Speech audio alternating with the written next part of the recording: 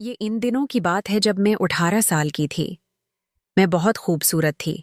मेरे जिस्मानी का दिखाल बहुत ही इंदा थी। मैं तब स्कूल जाती थी। स्कूल के सब लड़के मेरी खूबसूरती के दीवाने थे। मेरे बड़े भाई लिकड़ी का काम करते हैं और वो अच्छे पैसे कमाते हैं। हमारे घर में तमाम आसाइशें मौजूद हैं। भाई की उम्र 27 साल हो चुकी थी और भाई की शादी की डेट फिक्स हो चुकी थी। हम सब बहुत खुश थे।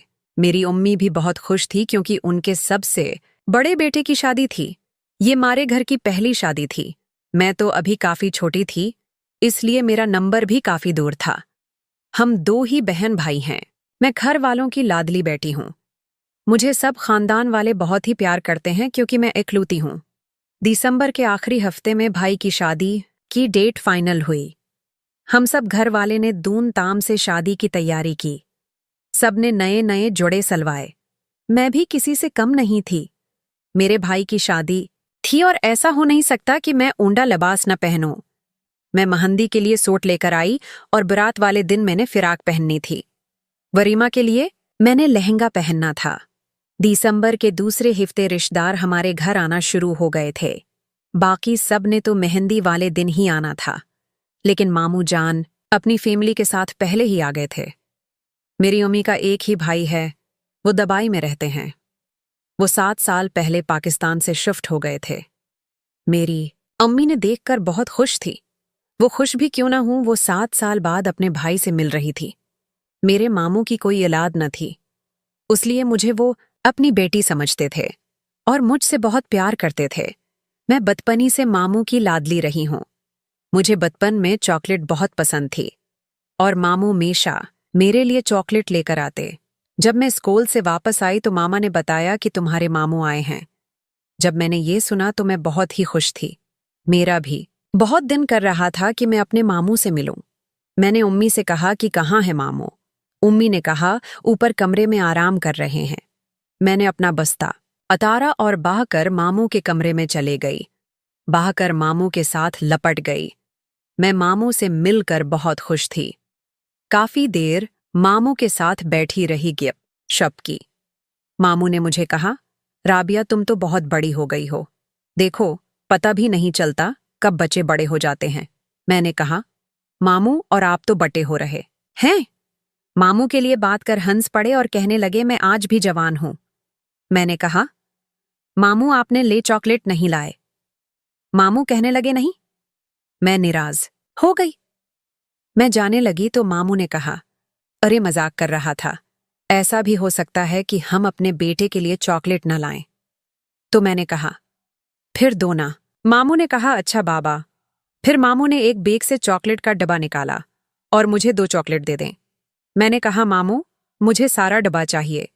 मामू ने कहा, इतनी भी क्या जल्दी है, ये सारी तुम्हारे लिए ही हैं। लेकिन अभी अगर मैं तुम्हें सारा डब्बा दे दूं तो तुम उन्हें खत्म करके मुझे दोबारा तन करोगे। मैं ने मामू से कहा, बहुत समझदार हो गए हैं। मामू ने मेरी बात पर हंस दिए और कहने लगे, चलो अब मेरे लिए चाय बनाकर लाओ। मैं नीचे किचन में गई और मामू के लिए अच्छी सी चाय बनाकर लाई। मैंने मामू को चाय पेश की और कहा, मुझे इजाजत दें, मुझे स्कूल का काम करना है। ये कहकर मैं अपने कमरे में आ गई। शाम को अबू और भाई जब घर आए तो हम सब ने मिलकर खाना खाया। उसके बाद अबू और मामू ने काफी देर तक बातें की और पुरानी यादें ताज़ा की। मुझे स्कूल का काफी काम करना था, इसलिए मैं अपने कमरे में चली गई। रात की 11 बज चुके थे और मैं अभी तक अपना हमवर्क कर रही थी। मैं अपने कमरे में इजाद घूम रही थी क्योंकि मुझे पता था कि ये मेरा कमरा है, यहाँ पर कोई भी मेरी इजाजत के बगैर नहीं आएगा। मैंने हल्का सा लिबास पहना। हवा था। मैं अपने काम में मसरूफ थी क्योंकि मुझे पता ही न चला कि मामू कमरे में आ गए हैं।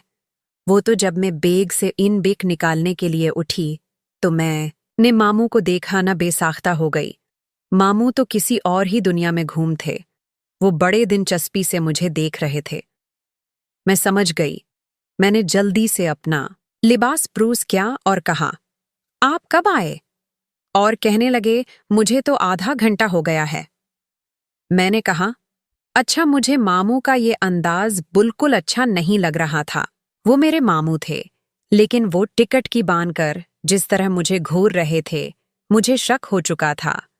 मामू ने मुझे कहा, तुम्हारे हाथ की चाय पीने आया हूं, अगर पल्ला दुआगी तो मैंने कहा, जी जरूर। मैं नीचे गई और गरम गरम चाय मामू को ला कर दी। मामू ने चाय पी और मेरी तारीफ करते हुए कहा, तुम्हारे हाथ की चाय पीकर तो मुझे बहुत सुकून मिल गया, और जाते हुए मुझे एक चकलट दे गए। अब मामू ने अपनी हरकतों को जाए रखा और दिन बह दिन मेरे करीब होते गए। एक दिन मामू ने मुझसे पूछ लिया, शादी का क्या इरादा है? मैंने कहा, अभी तो पढ़ लिख कर अपने पांव पर खड़ी हो जाऊं, शादी भी कर लूंगी। मामू ने कहा, अगर कोई लड़का पसंद हो तो मुझे बता देना, मैं तुम्हारी मां से बात कर लूंगा। मैंने कहा, नहीं नहीं, ऐसी कोई बात नहीं है। मामू ने मेरे कंधे पर हाथ रखते हुए कहा, बेटा, मैं भी उस उम्र से गुजर कर गया हूं, अब तो हम देसे भी बहुत अच्छे दोस्त बन चुके हैं, इसलिए तुम कोई बात मुझसे शेयर कर सकते हो। एक रात घर वाले शॉपिंग के लिए गए हुए थे, मैं और मामू घर पर अकेले थे, और घर वालों को वापसी में सुबह हो जानी थी क्योंकि वो दूसरे शहर गए थे। मैं मामूल की तरह स्कूल का काम करने लगी। मुझे याद आया कि मैंने अपने मामू से चॉकलेट तो ली ही नहीं। मैं मामू की कमरे में गई और कहा, मामू, आपने मुझे आज चॉकलेट नहीं दी। मामू किसी से फोन पर बात कर रहे थे, उन्हें समझ ही नहीं आई मैं क्या बोल रही थी। मैंने 2-3 मरतबा कहा, लेकिन मामू ने न सुना। जब मैंने चौथी बार कहा तो मामू ने मुझे गुस्से से कहा, तुम्हें नजर नहीं आ रहा कि मैं फोन पर बात कर रहा हूं? मैंने राज होकर अपने कमरे में चली गई। रात के 12 बज चुके थे, मैं अपने बस्तर में लेटी हुई थी। मामू रात को आए और मुझे मनाना शुरू कर दिया और कहा, मैं तो किसी से बात कर रहा था, मुझे माफ कर दो, तुम तो मेरी प्यारी सो घड़िया हो। मैंने कोई जवाब न दिया। मामू मेरे साथ लेट गए। वो मुझसे मुआफी मांग रहे थे, लेकिन मेरा मुंह बना हुआ था। मामू ने कहा, चलो चॉकलेट का पूरा डीबा ले दो। जब मैंने ये सुना तो मेरे चेहरे पर हर किसी मुस्कुराहट आई, लेकिन मामू बोले कि उसकी एक शर्त है। मैंने कहा, एक ऐसी शर्त उन्होंने बताया तो मेरे पैरों पर जमीन निकल गई। मेरे होश खुता हो गए। मेरे न करने के बावजूद मुझे पकड़ लिया।